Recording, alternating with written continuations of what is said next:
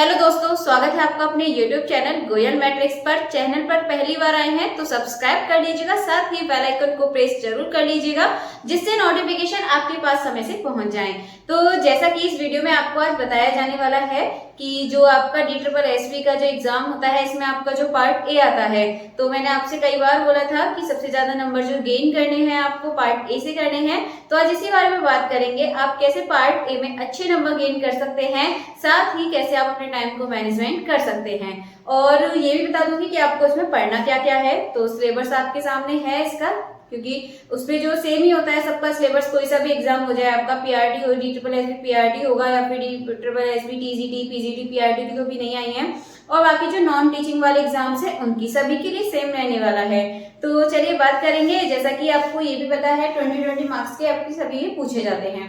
तो सबसे पहले है आपके सामने जनरल अवेयरनेस। तो आपको इसमें बोला है कि कहाँ कहाँ से आपको इसमें से क्वेश्चन पढ़ने हैं। तो जैसे कि आपको करंट इवेंट्स और साथ ही everyday observation as may expected of an education person, test will also include question reading to history, polity, sports, art, culture, geography, economics, everyday science और रिसर्च, नेशनल इंटरनेशनल ऑर्गेनाइजेशंस। तो ये सब आपको इसमें general awareness में आपको इन सब के क्वेश्चंस देखने हैं। आपके सामने सिलेबस है, इससे आपको एक आइडिया मिल जाएगा। ठीक है, ये तो आपका जनरल अवेयरनेस का रहा जो कि आपकी 20 मार्क्स की आने वाली है। नेक्स्ट है जनरल के बाद देख लेंगे अब सेकंड नंबर पे आपको दे रखा है रीजनिंग। तो रीजनिंग में क्या है, आपको यहाँ पर रीजनिंग के बारे में दे रखा है कि किससे रिलेटेड आपके क्वेश्चंस इसमें आने वाले हैं। Differences, space, problem solving, analysis, judgement, decision making, visual memory, relationship, ठीक है, कॉन्सेप्ट, अर्थमेटिकल रीजनिंग। तो यहाँ से आपके क्वेश्चंस इसमें बनने वाले और भी हैं, आप इसको ठीक से रीड कर लीजिएगा। वीडियो को पॉज करके आप इसको एक बार रीड कर लीजिएगा अच्छे से।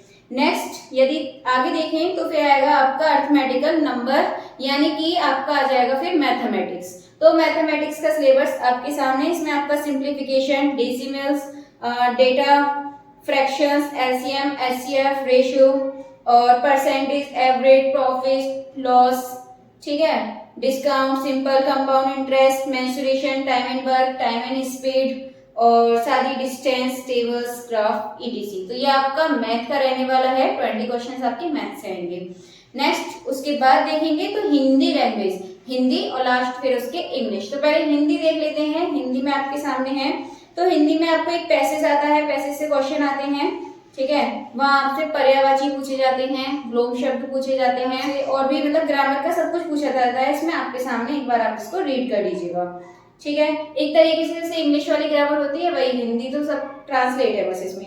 इंग्लिश लैंग्वेज में आपका क्या होगा, इंग्लिश लैंग्वेज में आप देख लेंगे वोकैब आएगी, ग्रामर से सेंटेंस, सिनोनिम्स, एंटोनिम्स, ये सब आपके यहाँ से पूछे जाने वाले हैं। एरर वगैरह वाले क्वेश्चन आपके DSSB में जनरल इंग्लिश में आएंगे। तो ये तो रहा आपके 5 जो भी आपके सब्जेक्ट से उनसे रिलेटेड कि आपके इसमें क्या क्या रहने वाले हैं, उनका सिलेबस भी आपके सामने है। तो अच्छे से इसकी तैयारी आपको करनी है इसके अकॉर्डिंग। नेक्स्ट इसके बाद बात करेंगे कि आपको टाइम मैनेजमेंट कैसे करना है, कहाँ से आपको कितने क्वेश्चन करने हैं जैसे। और ध्यान रखना सबसे पहले वो आपको क्या देगा, जहां तक है मैथ और रीजनिंग, सबसे पहले आपको ये 2 चीजें देते हैं। अभी EMRS में लास्ट ये हुआ था, लेकिन EMRS में इसमें डिफरेंस है क्योंकि EMRS का आपका ऑफलाइन था, इसमें आपको दिक्कत है कि ऑनलाइन है ये। तो इसमें क्या करते हैं, वो आपको मैथ एंड रीजनिंग, ये 20 मार्क्स के जो क्वेश्चन होते हैं ना, ये आपको वो पहले देते हैं, जिससे क्या होता है लास्ट में बची आपकी जैसे GK, इंग्लिश, हिंदी, यहाँ क्या होता है क्वेश्चन करने में फिर छोड़ देते हैं क्वेश्चन। जैसे ये आपका टाइम तो सारा मैथ और रीजनिंग में चला जाता है, GK, इंग्लिश और हिंदी जहां से आपको क्वेश्चन आते भी हैं तब भी आप नहीं कर पाते हैं। तो एक चीज आपको ध्यान रखनी है, मैथ रीजनिंग। मैथ में क्वेश्चन आ रहा है करिए, नहीं आ रहा है तो बिल्कुल मत करिए, कोई जरूरत नहीं है। मतलब इतना भी नहीं है कि करना ही नहीं है, बिल्कुल 10 से 15 के बीच में इतना टारगेट बनाकर चलिए। और टाइम भी आपको सिर्फ इसमें लेना है मैथ में 1 मिनट के लिए, क्योंकि देखेंगे आपको ढंग से 1 मिनट भी नहीं मिल रही है एक क्वेश्चन के लिए। हाँ, मैथ में तो आपको 1 मिनट लग सकती है जब आप सॉल्व करेंगे। तो मैथ में आप इतना मानकर चलिए आपको 10 मिनट से ज्यादा आपको मैथ में बिल्कुल नहीं लगानी है। सेम रीजनिंग में भी आप जब मानेंगे तो कम से कम 15 क्वेश्चन करेंगे आप 15 से 20 के बीच में, ठीक है।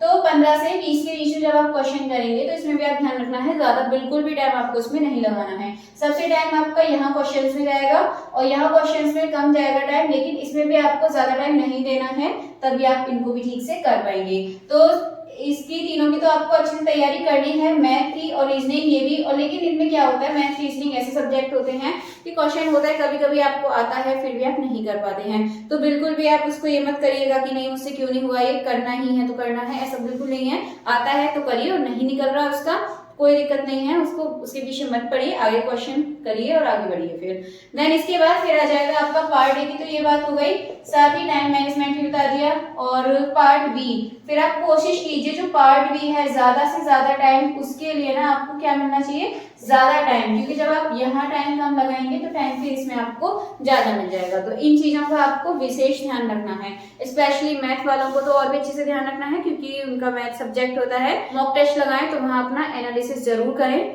तो अभी बस फिलहाल आपसे यही कहना था, पार्टी की तैयारी आप इस तरीके से कर सकते हैं।